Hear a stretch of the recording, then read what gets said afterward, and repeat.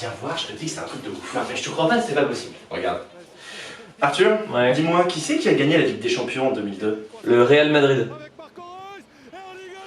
Et qui a mis le plus de buts dans l'équipe de Kiev cette année?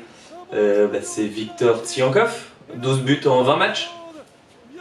Et qui a fait le plus de passes décisives dans le championnat autrichien? Cette année c'est Liendel, 16 passes D en 34 matchs. Et qui c'est le président actuel de la France? Pompidou?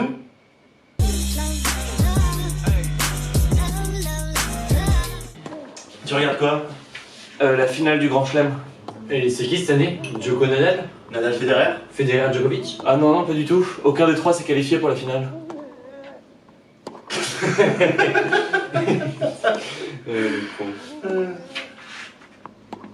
Non, vraiment?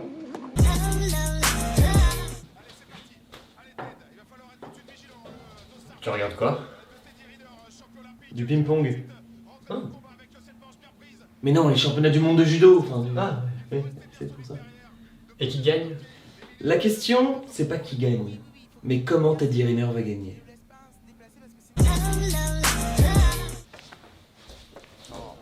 Tu regardes quoi? Un tournoi de billard.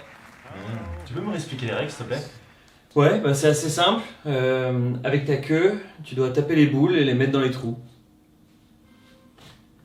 Avec ta queue, tu dois taper les boules et les mettre dans les trous. Eh Arnaud, faut que je te fasse écouter un truc!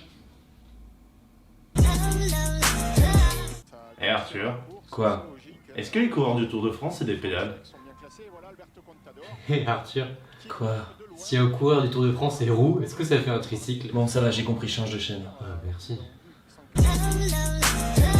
Qui a gagné le championnat du monde de Formule 1 en 2020? Hamilton. Et en 2019? Hamilton. Et en 2018? Hamilton. En 2017? Hamilton. C'est pas très original. Et en 2016? Rosberg. Ah! Et en 2015? Hamilton. Oh. Attends, si en 2014 c'est aussi Hamilton qui a gagné, moi je me coupe une couille. C'est aussi Hamilton.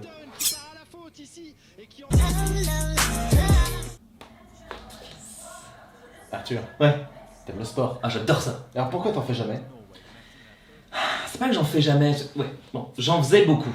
En fait, quand j'étais petit, tout le monde me considérait comme une légende. Tout le monde disait que j'allais être le futur en fait, avec un grand F du sport. Aux États-Unis, des articles, oh, the new champ is here, the legend is here. En Espagne, ah, la leyenda está aquí. Enfin, tous ces genres de choses assez impressionnantes. Donc, beaucoup de pression déjà quand j'étais jeune. Et en fait, j'ai peur du mot sport. Je t'explique. Le mot sport, c'est trois choses. C'est le S. Le S, c'est le sang, c'est la famille. Il y a porc. Porc, c'est l'animal. Le cochon. Le thé à la menthe, le thé à la vanille, enfin, un peu ce que tu veux. Bref. Et un jour, j'étais avec ma famille en Bretagne. Comme ça, donc ma famille, le S. J'étais avec ma famille, on se baladait comme ça. Et à un moment donné, on voit une espèce de fumée noire qui avance vers nous. On regarde. Et là, on voit quoi? 30 cochons. 30 animaux comme ça.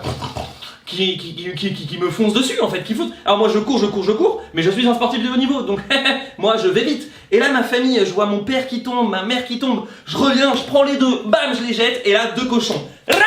Dans les genoux mon gars, les 2 genoux brisés, je tombe par terre, les genoux ils m'écrasent à la Mufasa mon pote, j'ai fait une Mufasa. Bref, on m'emmène à l'hôpital, et là le médecin me dit, plus de sport. Jamais de sport, enfin en tout cas plus de sport en professionnel, je peux évidemment en faire à la maison, etc. et tout, mais le mot sport maintenant me fait peur, parce que le S, la famille, les porcs, ça me rappelle ce traumatisme, et le T, tu vas te demander pourquoi le T, parce que le médecin qui m'a annoncé ça, il était comme ça. Alors oui, je me sers mon petit thé à la menthe et vous pouvez plus faire de sport. Enfin bref, c'était terrible, une épreuve abominable, et donc depuis, voilà, je peux plus quoi. T'as juste la flemme. Ouais, c'est ça, ouais, j'ai vraiment, ouais.